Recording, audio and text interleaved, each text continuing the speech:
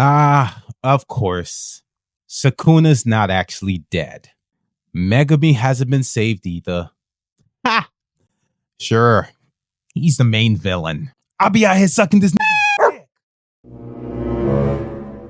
Wait. I was in character. I was trying to be Gege, basically trying to glaze Sukuna. Like, you know what I'm talking about. Like, I was in his, like, point of view. Yeah, that.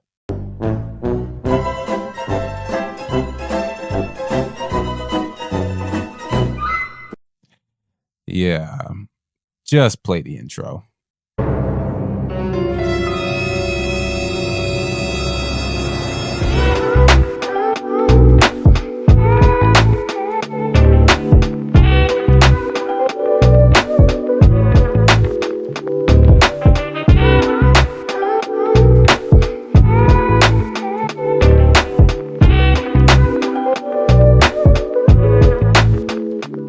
After years of drafting, speculating, video making, anticipating.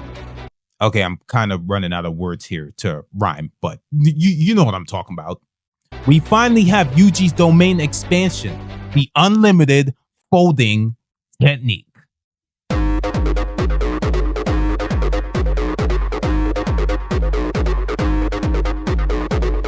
Okay, I lied.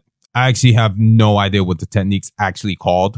But if you hit that like button and that subscribe button along with that notification bell, I will contact Gege on his personal email and personally request that he gives me that name for the fans. Okay, I now know what your first question is. I mean, how did I get the email? I mean, come on. Like, I sent an email and then, like, I got a response back. So, you know, like, any genius can basically figure out that was the email. Like, that's his email address. Like, come on. You know what? I'm not even going to do y'all dirty. I'm about to get that email right now. Ah, got it. Okay, cool. Oh. Restraining order. Okay. Damn.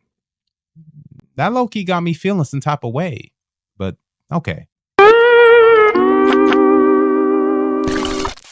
So Sukuna cleans house and shows us why he stands at the top of the human evolutionary food chain, if that makes sense.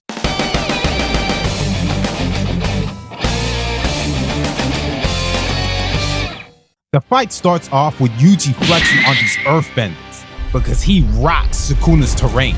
Sukuna is just built different at this point because despite getting rained on by Jacob's ladder, he goes on this Sonic the Hedgehog-ass stage, bouncing from rock to rock, trying to hit Angel with the aerials.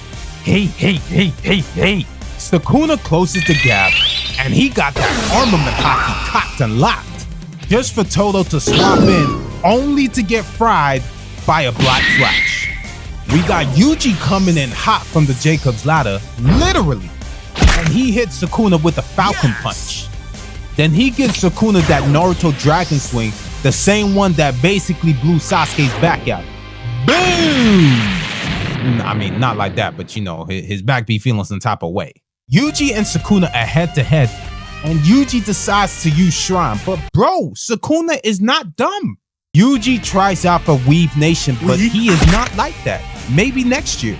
Yuji at this point is just getting rocked. Blow after blow after blow. Despite the fade he's catching, this man's tenacity is unmatched. And then he just starts spamming the dismantle.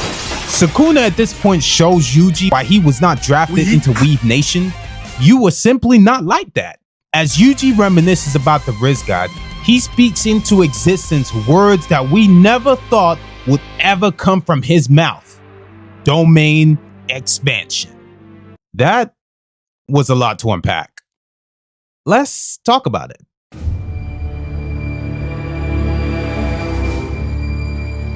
Before we even kick this off, rest in peace to my boy Todo and to, well, Angel too. I mean, she cool, but I mean, she not like that. Well, at least not for me. Y'all were way too real. Well, Todo was the last of the real. Okay, clearly they're not dead. Well, he's not dead and she's clearly not dead. But nah, Todo's durability is actually elite. He tanked 2 black flashes from the King of Curses. Sukuna even complimented him, telling him that, yo, they don't build him like that no more. Tough stuff. You know, Yuji and Sukuna are clearly cut from a different cloth. They were casually chilling in Jacob's ladder, burning like a hooker in church. Gege got that Sukuna drip dripping because, of course, he lands another black flash, basically restoring Sukuna's curse output. It's for plot purposes, of course, but I mean, I feel like this is more to really establish that this is actually the final 1v1 that we've actually been looking for. I've been speculating about this for years. Okay, not years, because I only started making content, well, review content like a year ago, but you know, a couple months at most. Yuji's dismantles are lethal to Sukuna, so by this definition, he does have a weakness. But as Sukuna said, if he can't touch him, well, there is that. No touchy, no more touchy, no more problems. This fight sequence was so intense that at this point, it almost feels like it's coming from a place of desperation. I mean, I'm not really surprised. At this point in time, Sukuna been through the entire cast. Bro, how? The reality is, there's nobody else left. So at this point in time, Yuji, you are the last man standing. After this, if Yuji goes down, Sukuna has definitely won. Bro, the final villain really went through the entire cast. And at this point, we finally see Yuji's domain expansion. My question is, what's that domain gonna do?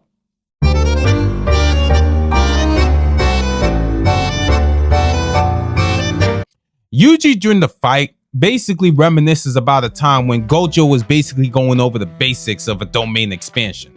So, you know, it takes a ton of energy, techniques are guaranteed hit, and it can also be used to buff the stats of the actual user. I've always speculated about what Yuji's domain could actually be, but over the course of the story, I thought it'd be something melee related, like it'd be like automatic hands, like a Tommy gun or something. Like, you know, you set the scene up, bro's going for the golden gloves, and my dude just recklessly swinging left to right, right to left, almost on some Hajime no Ippo. The wonders of the imagination. I'm glad this is Gege's manga and not mine, because my idea sounded like absolute dog water. My idea feels a little anticlimactic, especially after being speculated or anticipated for so long. Imagine that, almost 300 chapters of just straight hands. Yuji's technique actually does affect the soul, and at this point, we see that there's a train that may very well be coming to the station that they're at. It almost kind of reminds me of the death sequence that Gojo had. For all we know, Sukuna's death may actually be even off-screen at this point. I mean, I don't think they're gonna do all that, but I mean, you never know. That train may very well be taking him to church. He might even be taking Sukuna to Wakanda. My homeboy said he was gonna take his Italian wife to Wakanda. Dude's work lunches went from calzones and spaghetti to like jerk chicken and aki and saltfish. I mean, they're divorced now, but that's not the point.